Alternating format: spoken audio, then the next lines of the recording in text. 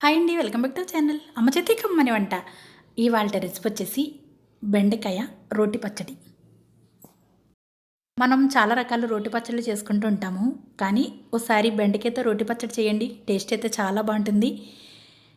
రైస్లోకి కదండి, పుల్కా చపాతీ వంటి వాటిల్లో కూడా చాలా బాగుంటుంది. మరి నేను ఏ విధంగా ప్రిపేర్ చేశానో ఈ వీడియోలో చూసేద్దాం రండి. స్టవ్ ఆన్ చేసి ఒక ప్యాన్లో ఫుల్ టేబుల్ స్పూన్ ఆయిల్ వేసి 2 టేబుల్ స్పూన్స్ మినపప్పు, కట్ చేసిన 10 ఎండుమిరపకాయలను వేసి వేయించండి. ఈ పోపు వేగిన తర్వాత ఒక ప్లేట్లోకి సెపరేట్ చేసేసేయండి. ఇప్పుడు ఒక పావు కేజీ బెండకాయలను శుభ్రంగా కడిగి ఈ విధంగా ముక్కలుగా కట్ చేసుకుని వేసి వేయించండి. ఉప్పు లేకుండా ఈ విధంగా వేయించండి. ఈ రోటి పచ్చడికి బెండకాయలు మరీ లేతవి కాకుండా కాస్త ముదురుతూ ఉంటే చూసారా, అటువంటి బెండకాయలు కూడా పచ్చడికి బాగుంటాయండి. బెండకాయలు వేయించిన తర్వాత పక్కకు సెపరేట్ చేసేయండి. ఇప్పుడు అదే ప్యాన్లో కట్ చేసిన 2 టమోటా కాయల్ని, కాస్త చింతపండు వేసి వేయించండి. ముక్కల్ని వేయించిన తర్వాత పక్కన పెట్టేసేయండి. స్టవ్ ఆపేసి ఇప్పుడు మనం ముందుగా వేయించిన ఎండుమిరపకాయలు, మినపప్పు పోపు ఉంది కదండి, ఒక రోట్లో వేసి టేస్ట్కి సరిపడా ఉప్పును కూడా వేసి దంచండి. అవి సగం నలిగిన తర్వాత ఫుల్ టేబుల్ స్పూన్ జీలకర్ర, 5 వెల్లుల్లి రేకలను కూడా వేసి మెత్తగా దంచండి. అది మిక్సీలో కన్నా రోట్లోనే బాగుంటుందండి. మిక్సీలో వేస్తే మరీ మెత్తగా అయిపోయి జిగురు అనేది బాగా ఎక్కువగా వచ్చేస్తుంది.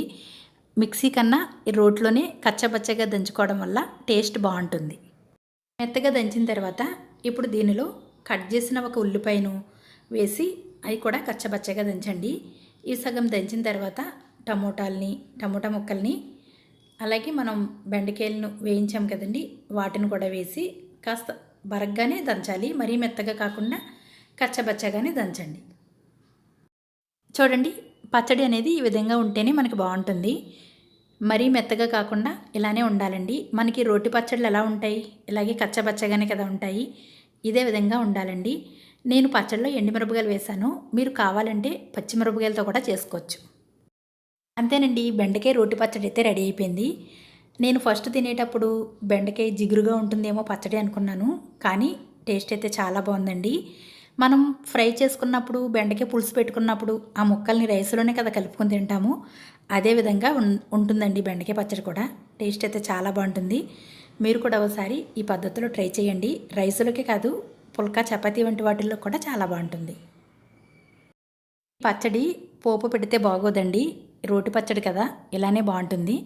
మీకు నచ్చితే నెయ్యి వేసుకోవచ్చు, లేదంటే ఇలా తిన్నా కూడా బాగానే ఉంటుంది. మన ఛానల్లో ఇంకా మంచి మంచి రోటి పచ్చళ్ళు రెసిపీస్ వీడియోస్ అయితే ఉన్నాయి. మీకు అవసరమైతే ఆ వీడియోస్ని కూడా చూడండి. ఈ వీడియో కనుక మీకు నచ్చినట్లయితే లైక్ చేసి మీ ఫ్రెండ్స్కి షేర్ చేయండి.